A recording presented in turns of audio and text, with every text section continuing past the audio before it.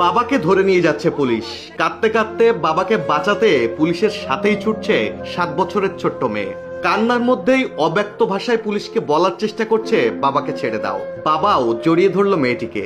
এরই মধ্যে বাবার গাল ঘেঁষে একটি থাপ্পড় পড়ল শিশুটির মুখে। মুহূর্তেই হতভম্ব শিশুটি বাবাকে ছেড়ে ফিরে গেল বাসায়। আর বাবাও কান্না চাপা দিয়ে চলল পুলিশের সাথে। সম্প্রতি এমনই এক হৃদয় বিদারক ভিডিও ঝড় তুলেছে সোশ্যাল মিডিয়ায়।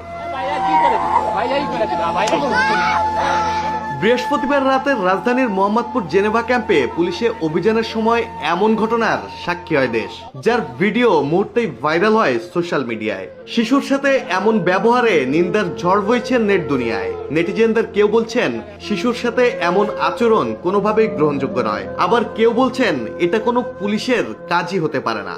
যদি কোনো পুলিশ করেও থাকে তবে নিশ্চিত তিনি কোনো সন্তানের বাবা না। দৃঢ় বন্ধনের আস্থায় শক্তিশালী স্টিলের আরেকটি নাম জেডএসআরএম। প্রতিদিন যাদের ধরে পরের দিন বের হয়ে এসে মারামারি করে। এখানে মানুষের অর্ধেক মানুষের কোনো রুটি রুজির ব্যবস্থা নেই। এদিকে আওয়ামীপন্থী নেটিজেনরা ভাইরাল ভিডিও ও ছবি শেয়ার করে লিখছেন আটক ব্যক্তি আওয়ামী লীগের কর্মী, এবং সে কারণেই শিশুর গালে থাপ্পড় ও সন্তানের সামনে বাবাকে নিকৃষ্টতম অপদস্থ করেছে পুলিশ। তবে অনুসন্ধানে জানা গেছে ওই দিন সকালে জেনেভা ক্যাম্পে মাদক ব্যবসায়ী 2 গ্রুপের সংঘর্ষে জাহিদ নামে এক তরুণ নিহত হন। এ ঘটনায় রাতে পুলিশ অভিযান চালিয়ে কয়েকজনকে গ্রেপ্তার করে। সে সময় ওই শিশুটির বাবা রুস্তমকেও সন্দেহভাজন হিসেবে গ্রেপ্তার করে পুলিশ। তারপরই ঘটে ভাইরাল ঘটনাটি।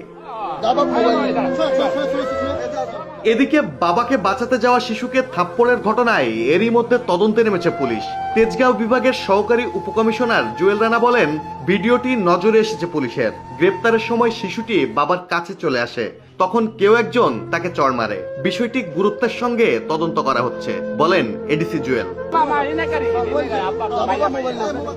অন্যদিকে শুক্রবার শিশুটির বাবার রুস্তম সহ 4 জনকে আদালতে হাজির করে পুলিশ। শুনানি শেষে মহানগর হাকিম আওলাদ হুসাইন মোহাম্মদ জুনায়েদ তাদের কারাগারে পাঠানোর নির্দেশ দেন এবং রিমান্ড শুনানির জন্য সোমবার দিন ধার্য করেন। মাহমুদুল হাসান শাওন, জয় জয় দিন।